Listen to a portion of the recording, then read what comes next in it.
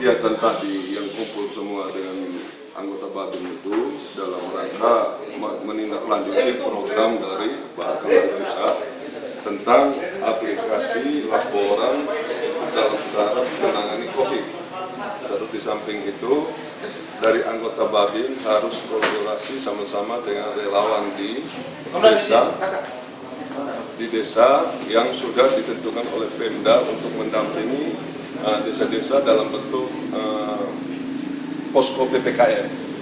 Dengan posko PPKM nanti itu, di mana anggota polisi yang berupa Babin tadi itu mengontrol, mendampingi di situ, yang seolah-olah, ya bukanlah seolah-olah, tadi Babin ini yang merupakan sumbernya. Ada pertanyaan-pertanyaan apa dari masyarakat, sekiranya Babin harus bisa menjawab pertanyaan itu.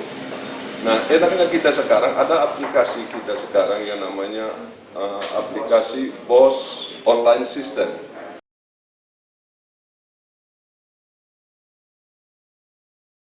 Nah, aplikasi BOS Online System versi 2 ini, kalau kita buka di situ, kalau kita tidak tahu itu aturan apa, tinggal klik di dalam situ, ada semua undang-undangnya. Aturannya di situ ada semua, sehingga tidak terlalu susah untuk memberikan penyuluhan atau apa. Kalau memang dari desa bilang, Pak, ini materi yang harus begini-begini, tinggal klik di situ, tinggal dia baca.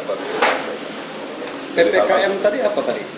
PPKM itu pembatasan perlakuan kegiatan masyarakat.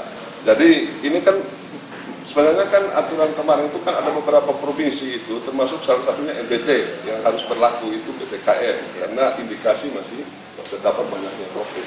Tapi sekarang PPKM diperpanjang.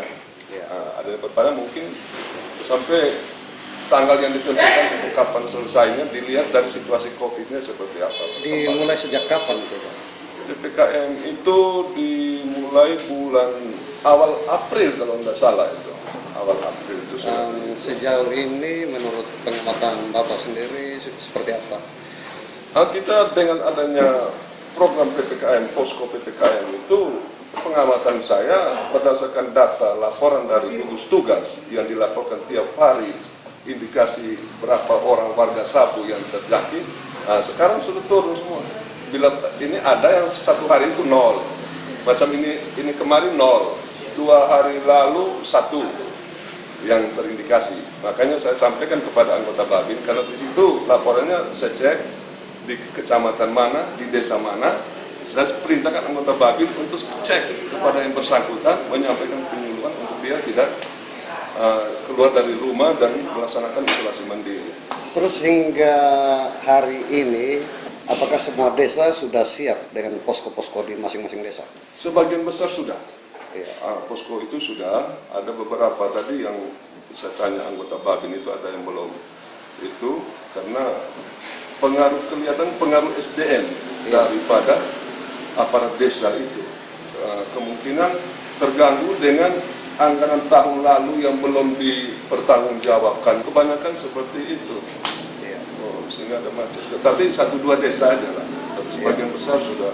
Karena karena dana yang 8%, walaupun mereka ada tunggakan kegiatan dari tahun kemarin, tapi tetap 8% itu tetap diluncur untuk penanganan COVID ini. Skala prioritas. Iya.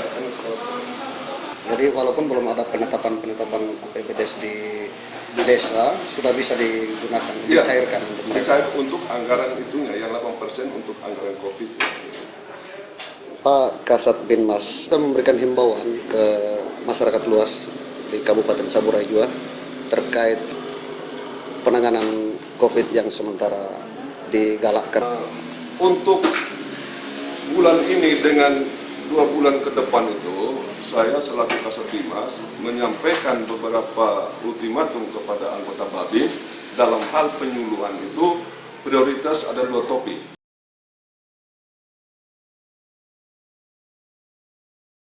Yang pertama adalah topik tentang COVID. Yang kedua topiknya tentang PSU.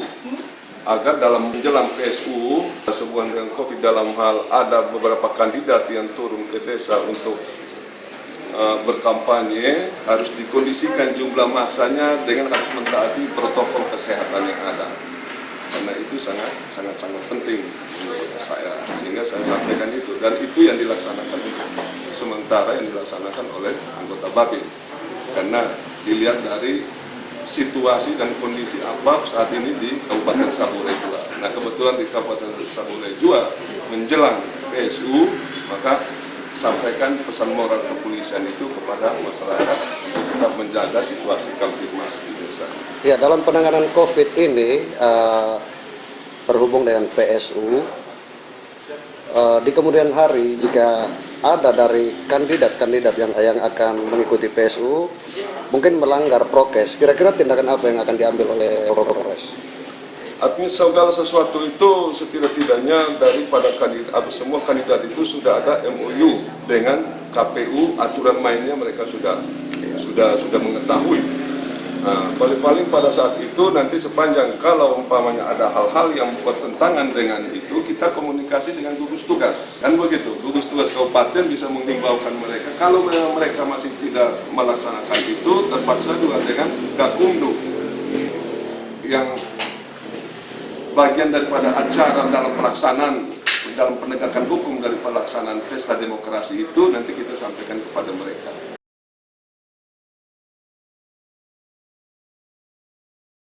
Hanya kita dari pihak Babin Kamtibmas tidak bosan-bosannya untuk menghimbaukan kepada mereka agar mereka mentaati. Saya juga sekalian memberikan himbauan kepada mereka yang sementara akan mengikuti PSU.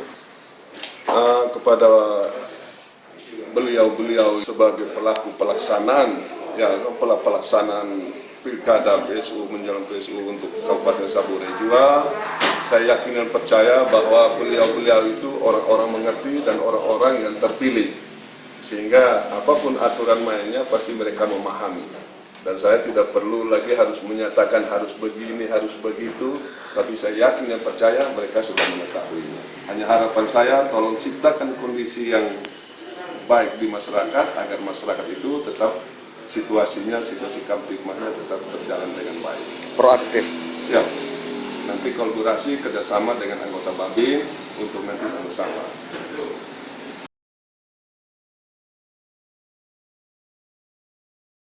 Kegiatan lain mungkin yang dipersiapkan sama Polres selain tadi untuk penanganan COVID, ada kegiatan-kegiatan lain seperti pembagian sembako? Oh, ya.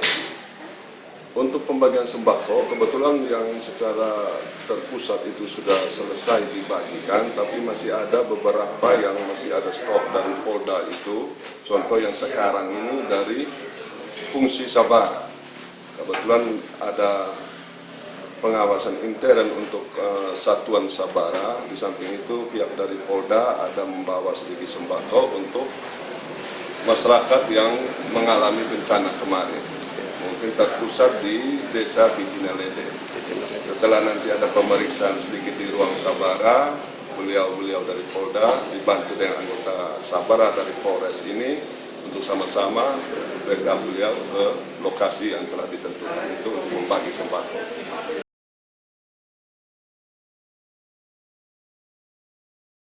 Untuk saat ini saya belum tahu sembakonya berupa apa. Saya belum tanya kepada Kasat Sabara. Tapi saya kemungkinan besar itu adalah ini barang sembako mungkin berupa paras atau supermi. Jadi sembako yang akan dibagikan ke masyarakat ini itu digalang dari mana tuh Pak? Kalau sembako itu yang sebelum-sebelumnya itu sudah terorganisir dari Mabes, ditindaklanjuti dari Polda. Nah, kemudian dari kita dari Polres juga ada Kapolres menghimbau kepada anggota untuk seala kadarnya apa, dan itu sudah terlaksana. Yang barusan ini mungkin dari fungsi Sabaranya sendiri dari Polda. Jadi dasar pemikiran bagus dari Pak Dir Sabara itu, sehingga anggota-anggota Sabaranya bisa berkumpul untuk membagikan sedikit harta yang berlebihannya itu, sehingga terjadilah pembagian sembako pada hari ini. Itu inisiatif daripada fungsi masing-masing dari anggota. Jadi dihimbau untuk berkontribusi pribadi untuk kegiatan sosial ini. Kegiatan sosial.